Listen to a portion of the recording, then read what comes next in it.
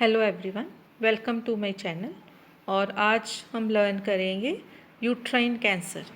तो uterine cancer क्या है? जब यूट्रस के अंदर एबनॉर्मल सेल्स जहाँ कैंसरस सेल्स की ग्रोथ हो जाती है तो उसको हम कहते हैं यूट्राइन कैंसर।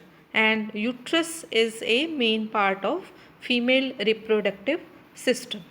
तो ये जो कैंसर है ज़्यादातर यूट्रस की जो वॉल है, जहाँ एंडोमेट्रियल लेयर है, जहाँ मसल वॉल है, उसमें ज़्यादा पाया जाता है यूट्राइन कैंसर।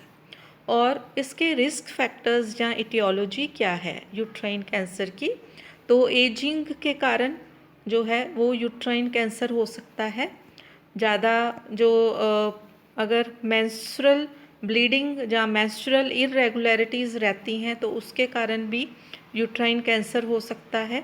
जेनेटिक चेंजेस के कारण यूट्राइन कैंसर हो सकता है। फैमिली हिस्ट्री के कारण यूट्राइन कैंसर हो सकता है। अगर ब्रेस्ट कैंसर की हिस्ट्री है उसके कारण यूट्राइन कैंसर हो सकता है। ओवेरियन कैंसर की हिस्ट्री है उसके कारण यूट्राइन कैंसर हो सकता है। बॉवल कैंसर की हिस्ट्री है उसके कारण यूट्राइन कैंसर हो सकता है। ब्रेस्ट कैंसर की हिस्ट्री है उसके कारण यूट्राइन कैंसर हो सकता है। अगर अर्ली मिनार्क है उसके कारण यूट्राइन कैंसर हो सकता है।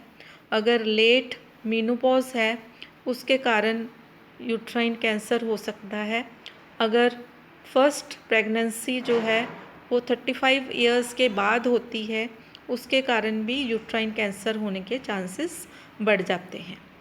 तो ये है इटियोलॉजी या रिस्क फैक्टर्स।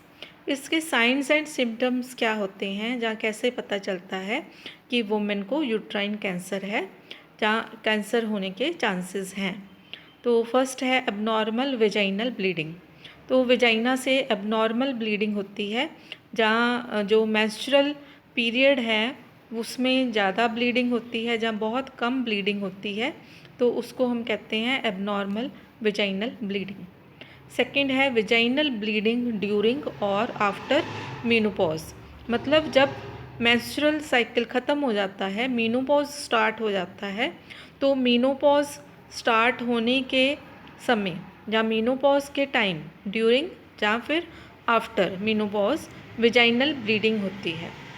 थर्ड जो है वो है अनयूजुअल वेजाइनल ब्लीडिंग, स्पॉटिंग और डिस्चार्ज।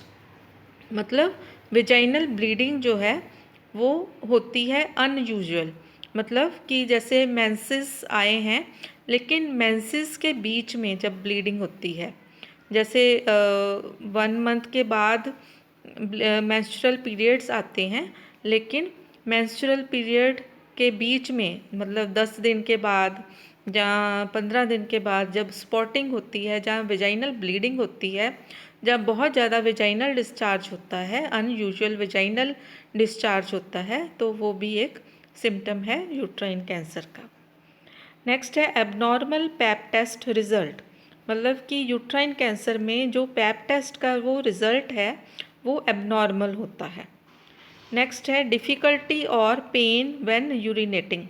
मतलब यूरिन पास करते समय बहुत ज़्यादा मुश्किल होती है, बहुत ज़्यादा पेन होती है, जहाँ डिफ़िकल्टी होती है मिक्सचुरेशन के टाइम, जिसको हम कहते हैं डिफ़िकल्ट मिक्सचुरेशन, तो वो भी एक सिम्टम है यूट्राइन कैंसर का। नेक्स्ट है pain in the pelvic area. या तो पेल्विक एरिया में बहुत ज़्यादा पेन होती है, बैक में या तो पेन होती है, या फिर एब्डोमिनल एरिया में, लोअर एब्डोमिनल एरिया में बहुत ज़्यादा पेन होती है यूट्राइन कैंसर के टाइम।